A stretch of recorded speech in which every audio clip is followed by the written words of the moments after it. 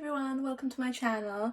I'm Carolina Prado. This is something that's been quite on my mind for a while now, hence why I'm doing the video. It's regarding things that's going on in my family life really at the moment, with my daughter. As many of you know, I got a little girl called Lorena. She's aged 3 and she'll be 4 soon, a week before Christmas. Although this video, I do need to put a warning out that some people may find this video quite triggering. They may find it quite upsetting, a lot of it to, listen in and take in as well. So I just wanted to put that warning out there before I start talking really about what this video is going to be about today. So this video is going to be about autism and my little girl, who's age 3, like I said. For quite some time now, we've had issues with her behaviour and the way she presented to me from as young as I can remember. She was really, really young when I first started noticing signs where things just weren't quite right. I've grown up around nieces and nephews when I was younger, so I knew the sort of like typical milestones of a child and things, they progress into and how they start walking, crawling, all that sort of etc. So when I had my daughter really young, I was only 21 when I had her, so that was a huge shock to the system in general. But you just get on with life as you do. But when these things when I started noticing these things happening, she was around 6 months old, I would say, as early as that really. She wouldn't really have an interest of, if you call her name, she wouldn't really look at you. She wouldn't really give you much of an eye contact. And then it just progressed to when she was crawling, and she didn't really crawl. And she didn't really have that sort of interest to crawl. I know that sounds really silly, but most kids and babies of that age, they tend to, once they start crawling, they're into everything. They're like, they want to go here, they want to go there. But whereas with Lorena, it was a case of I would put something in front of her and she would not be bothered with it whatsoever. That's when the alarm bells first started ringing, really, when she didn't really tend to respond to things that I was presenting in front of her. She also tended to have a fascination with lights. Now, back at the time, I didn't think anything of it. The word autism didn't even enter my head. But looking back on it now, that was a sign there when she was about 4 or 5 months old. When you take a photo of her, so say if I was standing with her, I'd say to my mum or somebody to take a photo of me with her, she would not she would not look at the camera or smile at the person who was taking the photo. Her attention would be looking up at the light, like she'd look up like that directly at the light. And only now, since things have progressed and it has gotten worse and worse with her behaviour and other things, which I will go into later on in the video. But back then I thought nothing of it, and I just thought, she just loves lights, because I had her on Christmas time as well, so I was taking her around the stores and all the Christmas lights, and she just absolutely loved it, and I just thought, it's just one of those things.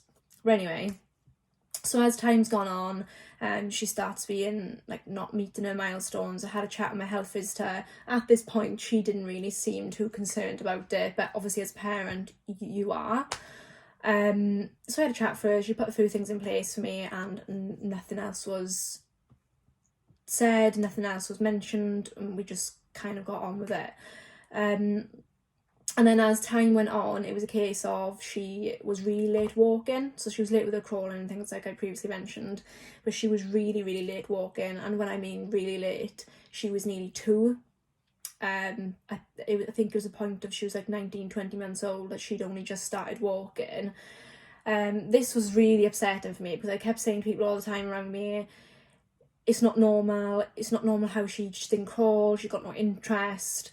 She's nearly 2 years old. I was seeing babies. I know all kids develop differently, and rightfully they do. All kids have this where some will walk at just before their first birthday, or some will be a little bit after. But with Lorena, it was very, very late, and we got referred to paediatrics because originally they thought something might have happened with her hips.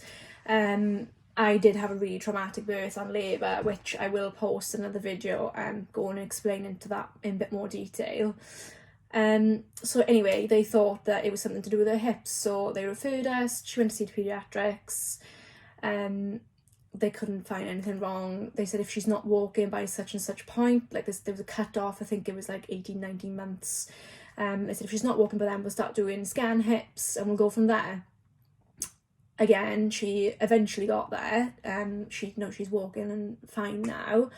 But again, it did take her that 10 times longer compared to other children. And I was looking back, you know, at my nieces and nephews and things they were doing, and it just seemed too much of a coincidence how, you know, they were all progressing and getting through their milestones, and Lorena seemed very, very much held back with it.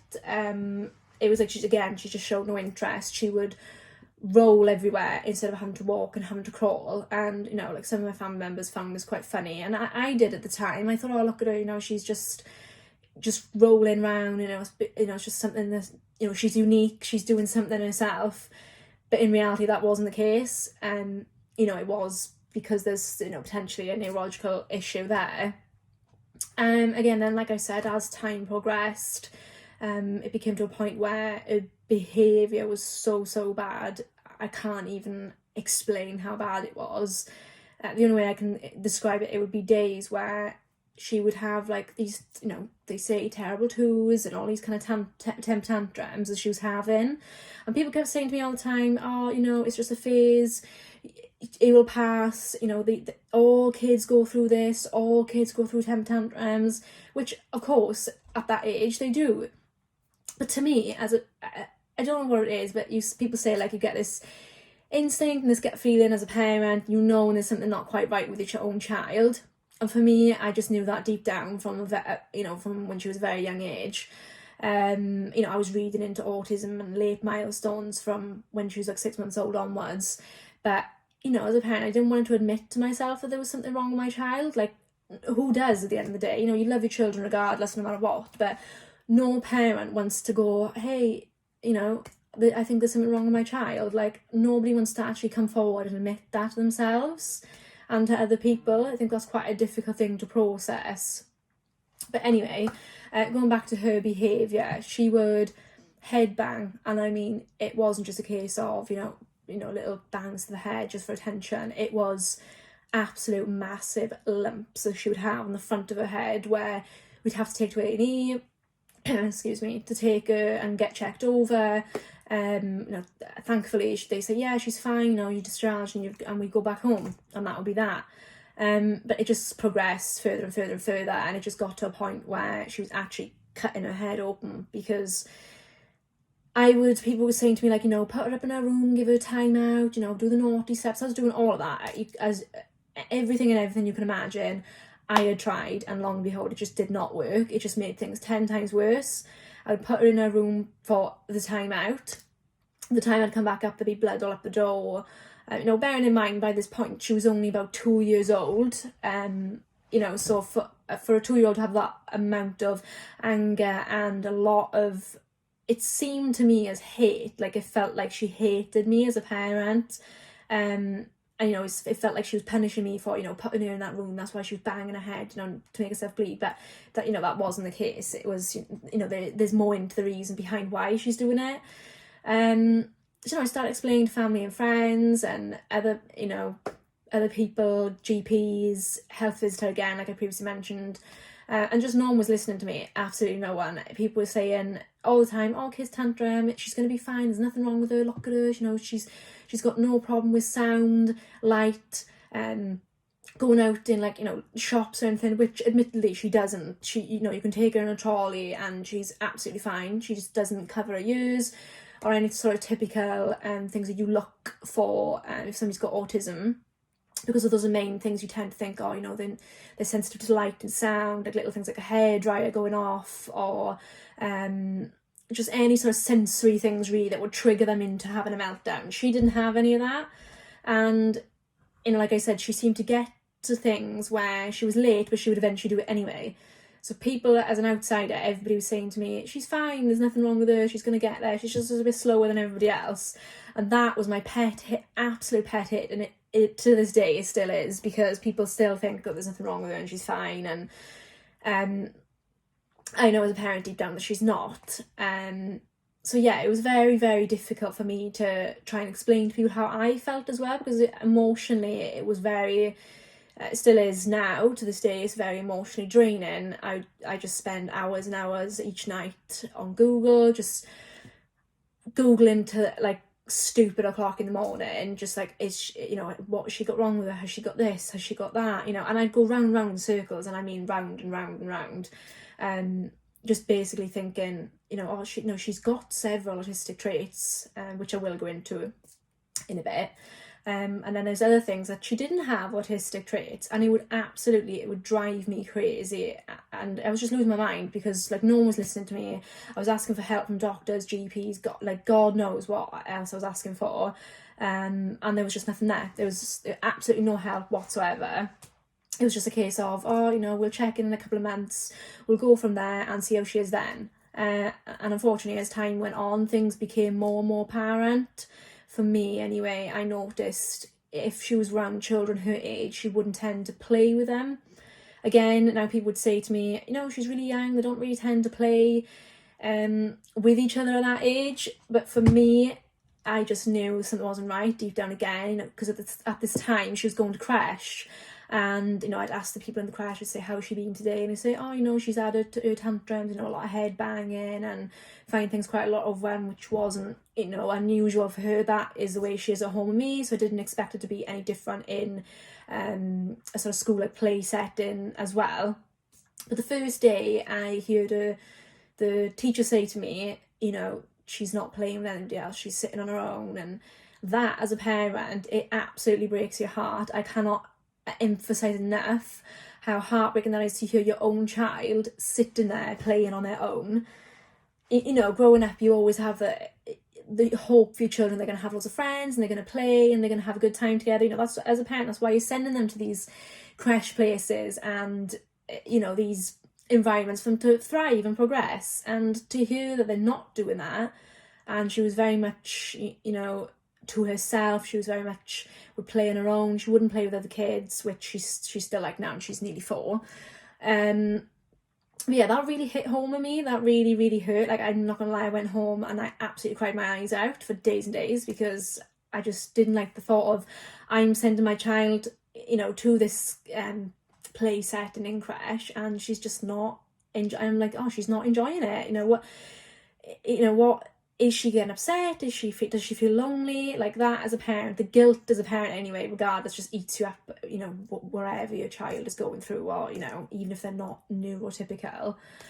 So yeah, you know, things just started slowly progressing, just worse and worse, really. And then it got to that point where she wasn't talking, and I mean, when she wasn't talking, she was like completely mute. You would go over and over and over things like endlessly, and I mean endlessly. Every single day I was like, Lorena, you know, going through all like the animal sounds, like, you know, basic things that at her age and other children in her peer group that they can do, she could not do.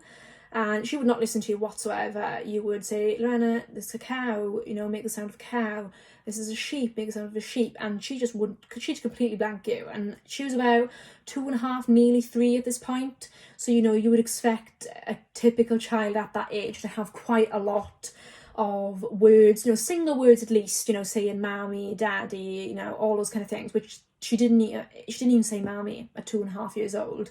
That for me was very upsetting, because I just kept longing for the day, you know, I honestly thought she'd never ever call for me, because even as a baby, sorry, I'm going backwards a bit now, but it's just so much information to try and get in to explain to awareness to help other people and other people that may be in a similar situation where I am now.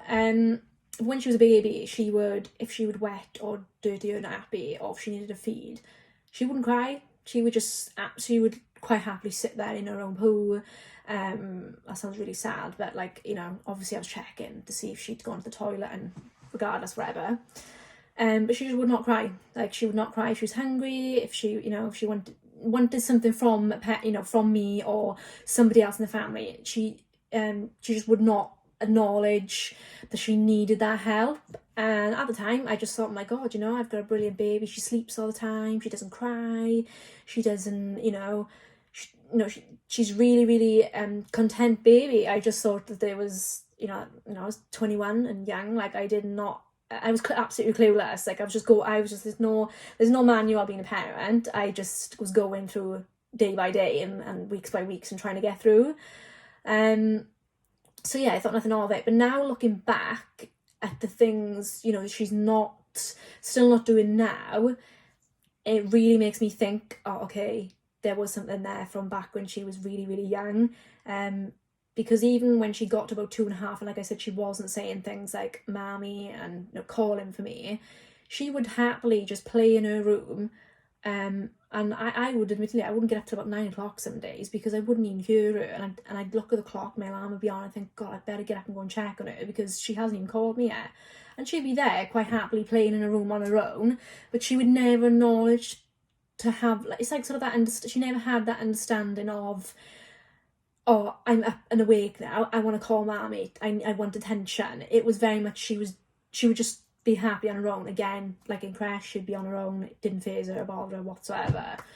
And then going back to her speech, so her speech was very, very limited. Like, when I look back at videos from a year ago from today to where she is now, is like a massive, massive change. Like, I can't even stress how, like, she's still behind for her age, like extremely behind. But like, compared to where she was previously, it's a huge change. Like, she calls me now, she can say all the animal sounds, she can ask for certain things like toileting. Again, toileting was another one, because I know a lot of people say children with autism or that kind of extra needs, that they don't get potty trained until really, really a lot older than normal typical children do. But for me, that was one of the things that just completely switched my mind off. I was like, no, she can't be autistic, because she was potty trained at 2 years old. And this was purposely because she was supposed to be starting a school at the time in January. I think this was this year, so she was supposed to be starting in January. So I was really making sure that she was toilet trained and potty trained. I was like, no, she has to be toilet trained before she goes to the school. So I put all my effort into it. Spent like hours and hours of the day, doing that reward treatment with her, with the toileting, and she picked it up like absolutely no issues, and she's fine now. She's dry all through the nights now to this day. She doesn't have accidents. She's completely fine. Again, so I just thought that, to me, I thought, well, from a lot of the posts and groups that I was in on Facebook and on Instagram, a lot of parents would say that their children still struggle with it now, and they're nearly 4 and they're still in nappies. And Lorena wasn't. She isn't. She's in knickers, and she never had that issue. So again, I thought, oh, then she can't be autistic or have autism. Then again, like I said, every day just went by. I was sending her, to crash, and I was looking at other kids that are in my family. Comparing her, as you do as a parent anyway. But people say don't compare, but when your child is, you feel there's something wrong with them, you're going to compare 10 times more than you will with, a child that hasn't got anything wrong with them. So that was very, very difficult for me, trying to explain to people, she's not talking, she's not doing this, and people would say, oh, she's fine, she's going to get there, and like I said, my pet hate, like, there'd be family members that would say to me, oh, she's fine, there's nothing wrong with her, she's got eye contact, she's got this, she's got that, she can't be autistic, she's fine. And I go, yeah, okay, well, it's all well and good in saying that, but, when you look at other kids or her peers and her age, there is a vast difference, and I have noticed that a lot more as she's got older, particularly now since she started school in September. Every single day is just awful. I dread the school pickup, because I know she's just I'm gonna have a report of her, of how bad she's been, etc. But anyway, I'll go into that in a little bit. But I just wanted to discuss really and go through certain things with the signs of autism that I first started noticing. So like I said, you know, she had an obsession with lights. She would fixate on it. She wouldn't respond to her name. She responds to her name now, but she's nearly 4, so you would have expected her to do this a lot, you know, way before her doing it now. So a few things I started noticing is she would sniff tags. So these would be any sort of tags, like tags on the clothes, like inside. She would sniff and sniff and sniff. And I mean, like, she would just, in the car, she would do it. And again, back then I thought nothing of it. I thought it's just a thing that she does just to comfort herself. But then reading into it, into God knows how much stuff I've read, that is a sensory sign of like trying to calm themselves down. Another thing that really stood out to me from a very young age, again, was she would spin. And I mean, she would spin and spin and spin and spin, and she just wouldn't get dizzy. And we'd go to the park, and she'd go in like those little spinny things, and she would just get up and walk like straight away. And she just had no concept of, like, if I was to spin round and round and round and round, you'd get dizzy. Whereas with her, she wouldn't. And she, to this day, she still does it now. Like, she will spin a lot, and I mean an awful lot, especially if there's music on or something she's enjoying. I find it seems to be when she's really happy, she will just spin and spin and spin. So that was another sign. Third sign then was she would tend to bang her head. So again, I said about mentioned about the head banging, and it would be continuous. And it wouldn't matter if it was on a hard surface, I mean like tarmac on the floor. I remember I went over to my friend's house one day, and we were getting out of the car, and I was like, right, wait by here, Mum, wait by here. Again, she hates waiting. Queues are like absolute no-go. She will not wait in a queue. She just runs straight out. Again, no concept of danger really, but she would just run away. She'd either run off from you, or she would throw herself to the floor and she would bang her head. So for me, I thought, this just isn't normal. It's not right. Like, she should be at an age now where she should understand. You got to sit and wait for Mummy. Wait. We're gonna, shut the door now. And my friend had to like drive up onto the top of her driveway. It was really steep at the time.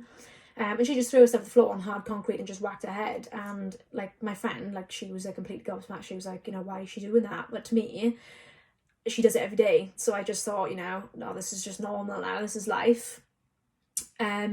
So yeah, another sign then would be her walking. So she would tiptoe, and she still does this now.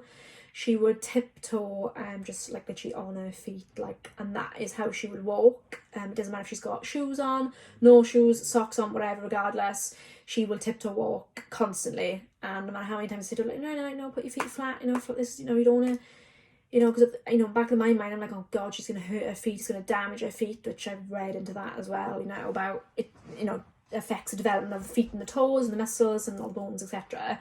And she still does it now, like, wherever we are, she will tiptoe walk. And that was another major sign for me, reading into it, like tiptoe walking. So yeah, and the lack of speech, so on her behaviour, that I can only describe, like, if I will post a few videos of this in the next few posts, just to show really people how she presented when she was having these meltdowns, because it could be anything. Like, doctors and healthers will say to me, well, is it a trigger? And I would say, no, there is no trigger. It can be, something simple as, I'd say to her, like, wait there now. And she wouldn't want to wait, like in a queue, for example, and that would be it. She'd throw herself floor tantrum, and that would be that. And it would be, you just have to get up and go home. There's no reasoning. And I think a lot of the things that I want to try and explain and come across to people is, a lot of people would say to me, the tantruming, it's normal, as the kids do at that age, which, okay, they do. But the difference, and I cannot stress enough, the difference between an autistic meltdown and excuse me, and a normal tantrum is completely different. I'll give an example. The weekend just gone. So obviously Halloween's coming up. I absolutely love, festivities, holidays, always have since a young age. So from very young, I've always dressed her up, we've gone to the pumpkin farms, and when she was a baby, she absolutely loved it. There was had no issues, or anything at all. But now it's very much, you can't take her to shops unless she's in a trolley, because she has to go in a pram. Bearing in mind she's nearly 4, so to me that is heartbreaking, because I know people judge me. I get looks everywhere I go, people stare at me, and she's really tall for her age as well, like really tall. She looks about a 5-year-old, even though she's only nearly turning 4. So she's in a pram, and you can see quite clearly she's outgrown this pram. She looks ridiculous in it, we'll be honest. She does, like, you know, and as a parent for me, I know people are looking and staring at me thinking, you know, why is your child in a pram? Why, you know, why don't you just leave her walk? And believe me, I would absolutely love to be able to do that, but that is just a no-go, because again, she won't hold your hand. She's got no concept of danger. She will just run straight out if there's a car or whatever. It's just too dangerous. So again, she has to be in a pram for her own safety. But anyway, going back to the story, so we took her to the pumpkin farm, and I just know, like, my anxiety, I suffer with anxiety anyway, even before I had my daughter. So being put in these situations makes me 10 times worse, because I know if we go out, if I go out with my friends or whatever, I know for a fact that is going to end up in a disaster. And I try and be positive, you know, positive thinking, and, you know, it's going to be okay, you're going to be fine. But yeah, it just absolutely wasn't. We pulled up, we got there, and it was really, really busy, and like, it was the busiest I've ever seen it in previous years, to be fair. They had, like, you know, rides and animals, which they didn't have there before. It was just, you know, a pumpkin farm. You just go in, you pick your pumpkins, you get what I mean. So we got out of the car, put our wellies on, and we walked. And as soon as I got to the point of where I walked past, we hadn't even got, like, I'd say a couple of feet, like, and I mean literally a couple of steps to, you know, getting up down to the pumpkin farm. And she was like going, no, and like not throw. She doesn't throw us up to the floor straight away, but she'll kind of like push herself forward, and she'll go no, and you just know, you think, great, here we go. So I kind of kept myself calm and cool. So she wanted to go see the animals, because she's absolutely obsessed with animals now. She loves horse riding. That is like a go-to thing, where the only thing I would say that she's interested in and that will really calm her down. So I went in, there was a little horse in there. I was like, oh, Lorena, look, look at the horsey. And she was fine, and she was, you know, she was okay.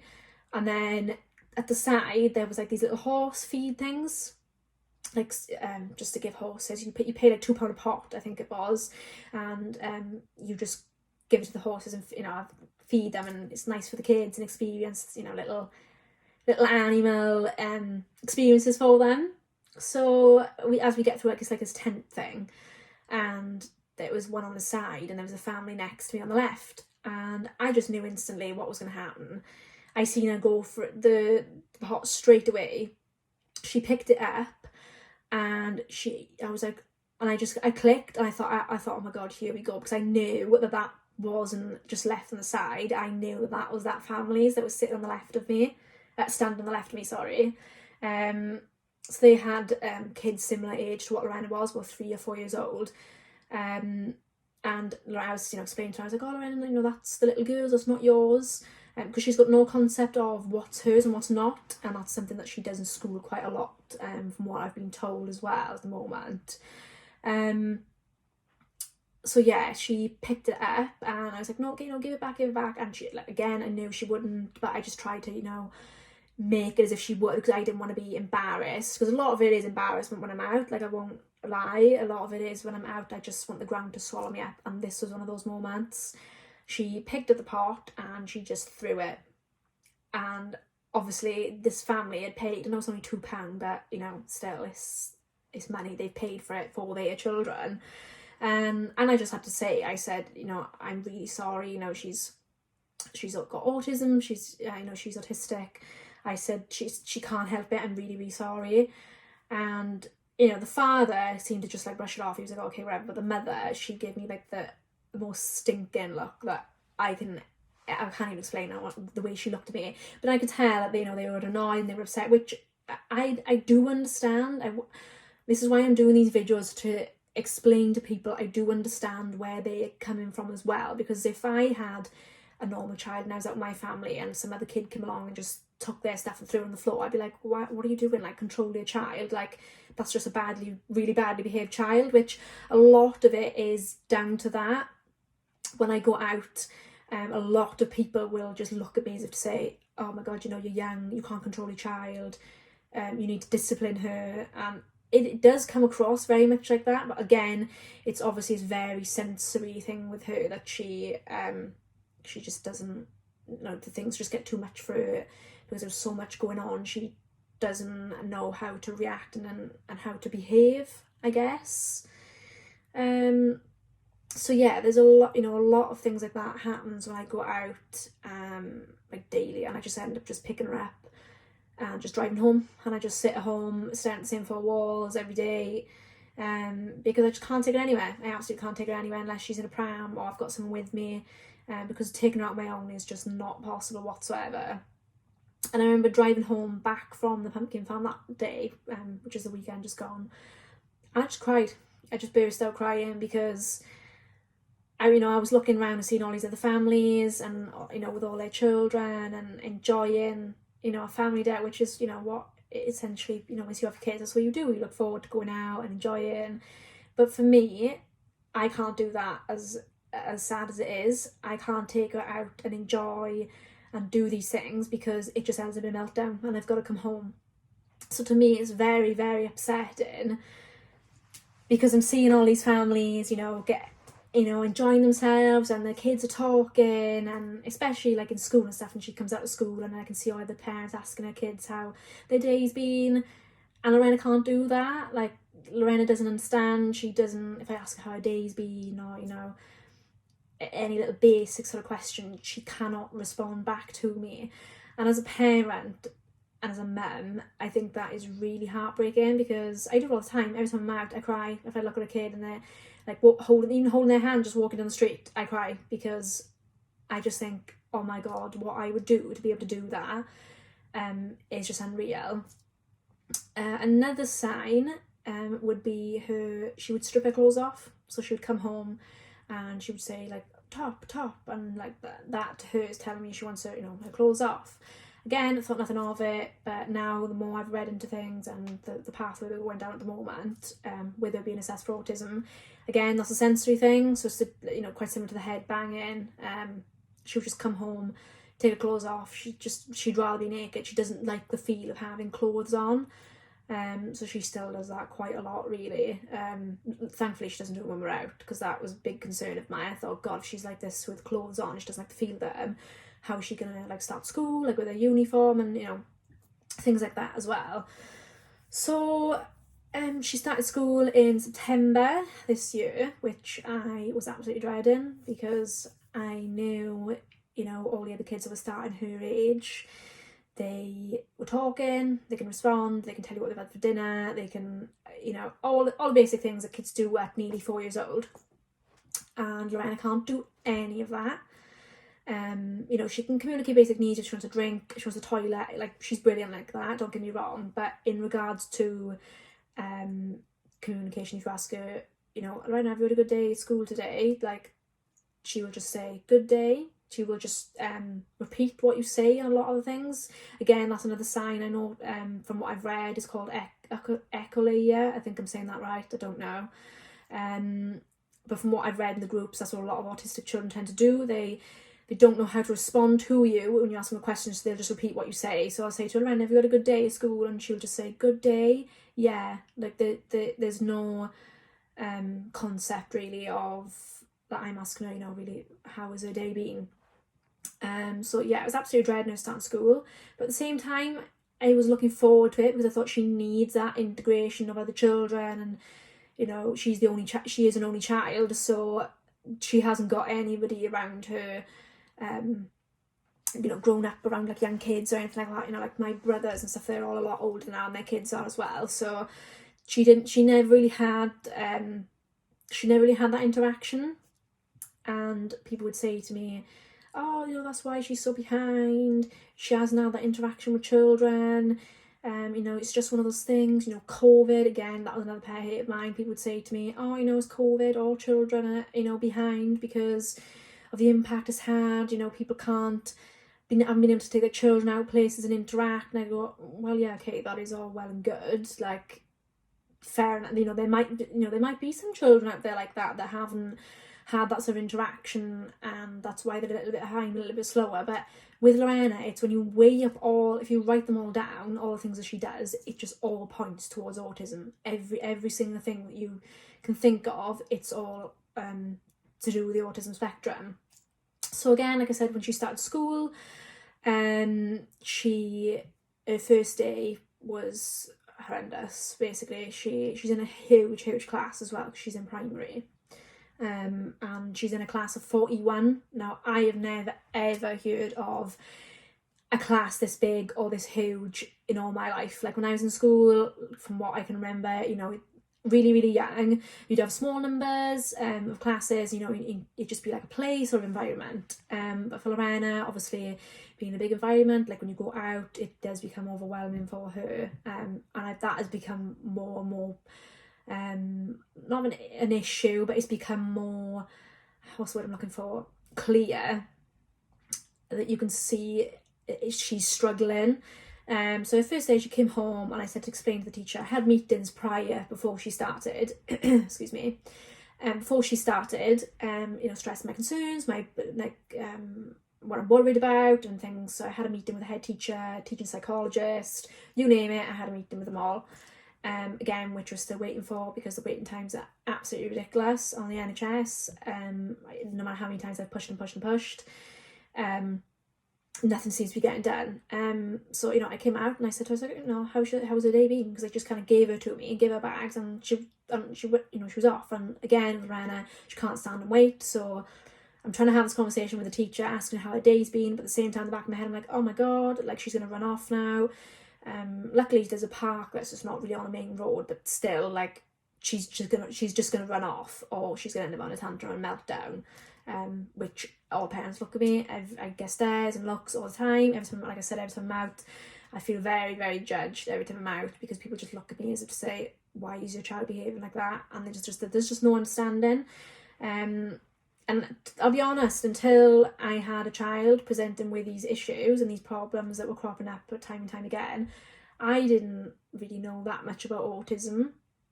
I didn't know much research on it. I didn't there's no one in my family with this. There was no need to sort of have that understanding, really, because there was, you know, no one in my family ever had it. And it was only until I started watching like documentaries, I think one of them was Paddy McGuinness and his wife, because their children are autistic. And when I started watching that, I was like, oh my God, that is Lorena. And how she was saying how she felt, there were things of how I felt, and then that's when it sort of clicked. And in a way, it was a relief, because up until this point, I didn't really know what was wrong with her. It was kind of like, you know, a balance, like weighing up, like, could it be this, could it be that? So, you know, I did not really know at all what it could have been until I started like reading more and seeing things. And anyway, so, you know, I'd pick her up from school and I'd say to her, how's your day been? And, you know, again, I'd ask her, to Lorena, how was her day been? Wouldn't respond to me, can't tell me. So I said, look, she needs a book, because just something simple every day to write in, you know, how her day's been, how she's going on, etc. So anyway, as the days go on, they write in their book, you know, how she's been. And again, this is another trait probably that I should list in the caption below. She tends to eat things that aren't edible. So she's done this from, again, a really young age. She wouldn't play with Play-Doh, for example. She'd just eat it. And I'd try and try to, like, you know, engage with her and interact and, you know, do things that kids do with that age, you know, and she just never got it. And she's 4 and she still does it now. She still doesn't play with toys. Paint was another thing. She would eat paint. She would just put it on her hand. She would just lick and eat it. And then I'd go, no, don't lick and eat it. And then I'd end up in a meltdown. And I mean a meltdown, like she'd bang her head, she'd throw something on the floor, there'd be paint everywhere. It was absolutely chaos. So sad as it sounds, I tend to not do those things with her anymore, because again, it's just a trigger, because she just eats things that she's not supposed to. And from what I can gather, when she started school, she's doing this a lot. She eats sand, so she'll just pick up sand, put it in her mouth, instead of, like, you know, a kid will just play like bucket and spade and, you know, and build a sandcastle. She won't. She'll just eat it. She'll eat soap. So any sort of thing that's, I guess, considered a hazard, really, you know, there's something that's non-edible, she will just eat it. And from what research I've looked into, that is called something called picker. And I didn't only now, since recently, I've been looking more into it, that is what it's called. And again, that is a typical trait for a child with autism. They just tend to eat things that's non-edible. And I went back when she was younger, I tended to find she would just play with things that were just not toys. And again, going back to school, she's the same in school. So she'd go up to a chair and she would just spin and spin and spin a chair. Or like a wheel, like wheels, she was very fascinated. Again, she would just spin and spin and spin them. She wouldn't actually play with the toy or whatever it was. She wouldn't use it for that purpose. It would be a case of she would just use it and just like I said, she'll just spin, or she'd eat it, or it would be very much outside objects she would just use to keep herself occupied but not play with it. So like a door, again, she would just open and close a door, she would slam it. I've had like, I can't even remember how many times I've got like holes in my walls and doors from where she's just smashed them and taken them off the hinges. And anyway, that's another story for another time. But yeah, that was another thing I read into was PICA, P-I-C-A. So if you want to have a look into that as well, if anybody's wondering why their child's doing that, or things that triggering it, and or just completely clueless like I was, have a look into that as well. So yeah, it is really sad, and I've had days, I'll be honest, where I've literally been completely out of my depth and I've cried and cried and cried, and I've just thought, I can't do this anymore, because there'd be days where she would come home, even from creche, and she would just go outside, and she'd be completely naked, to take all her clothes off, and she would just scream. And I mean, it wouldn't just be like, little, whatever, like she would scream and scream and scream. She would climb on things, and I'd tell her to get down, she wouldn't listen. She would just bang her head on the fence, and I would just look at her, and I just genuinely just felt like I'm just so out of my depth. I just don't know what to do to help her, because it was just breaking my heart. Like, I was looking at these days, and the days, honestly, that it just felt like a lifetime, and like some days are still like that now, very much so. But I'd just stand at the door, and I would just look at her, and she'd just be out there harming herself, banging her head, screaming, and the neighbours would be looking, and I just did not know what to do. I was like, I reached out for the GP, I asked a health visitor for help, I asked family for help, and yeah, okay, family helped out, at the beginning of it, because I was literally on the verge, I say verge, I did have a mental breakdown. I literally just wanted to walk away from my family and just walk out, and to some people would say, how on earth could you walk out on your family, and this little girl's got, you've got responsibility for this little girl. But I struggled a lot with postnatal depression after I had my daughter, which I'll do another video again in regards to that, and symptoms and how I felt. So for me, it's very much triggering. It triggers me a lot of the time when she's having these moments and she's having these meltdowns, and she's not responding to me. And I thought, as a parent, like, because I had postnatal depression, I struggled to bond with her, and I mean badly. Like, I was holding her and I just felt absolutely nothing, and I was breastfeeding her, and I just felt very secluded from my family, people around me. I hated it. I absolutely hated every minute of it. And I still, to this day, I still blame myself, and I'm still like, is it because I didn't bond with her enough? Is it because I didn't talk to her enough? Is it because I just put her in front of the TV a little bit too much? Honestly, like, you name it, I've thought about it. And there's probably other people who are going to watch this video and click and feel exactly the same way, and that's why I'm doing this now. Kind of for not just for myself, just to get it off of my chest, and kind of have other people and families to relate to as well, but just to raise awareness to other people and other parents how difficult and how challenging it is with a child who's autistic. Despite she hasn't had a diagnosis yet, we are going private for her referral, which she's got an appointment on the 26th of November this year, so it's not long. She is on a currently NHS waiting list, but again, like I said, we've been on the waiting list for about nearly 3 years now, and she's 4 soon. And it's just getting to that point. She needs that extra one-to-one in school. She needs an official diagnosis, and without that, they can't go any further in school with her.